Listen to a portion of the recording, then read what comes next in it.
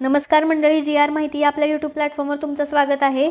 आज राज्य सरकार बळीराजासाठी एक महत्त्वाची गुड न्यूज घेऊन आलेला आहे। तर बघा 28 जूनला जेव्हा अजित पवार पावसाळी अधिवेशनामध्ये त्यांचा अर्थसंकल्पीय भाषण देत होते तेव्हा त्यांनी महाराष्ट्रातल्या बळीराजासाठी एक महत्त्वपूर्ण घोषणा केली होती।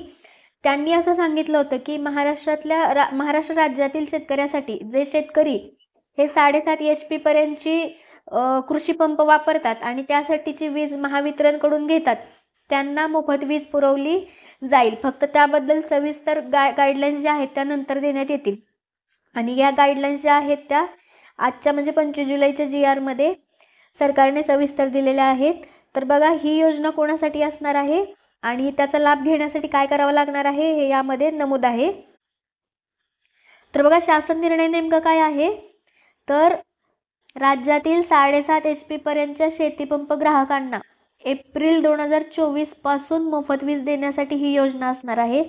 याचा कालावधी कधी आहे बघा, एप्रिल 2024 ते मार्च 2029 पर्यंत ही योजना राबवली जाणार आहे। म्हणजे 5 वर्ष मोफत वीज जी आहे ती दिली जाणार आहे। पात्रता काय आहे, तर राज्यातील 7.5 HP पर्यंत शेतीपंपाचा भार असलेले सर्व शेतीपंप ग्राहक हे यासाठी पात्र असणार आहेत। यासाठी कोणतेही एक्सेप्शन नाहीये। या योजनेबद्दलच्या पुढच्या गाईडलाईन्स किंवा पुढचे GR किंवा पुढचे कुठलेही अपडेट्स असतील तर ते आपल्या चॅनलवर कळवण्यात येतील। त्यासाठी आपल्या चॅनल आत्ता सबस्क्राईब करा। धन्यवाद।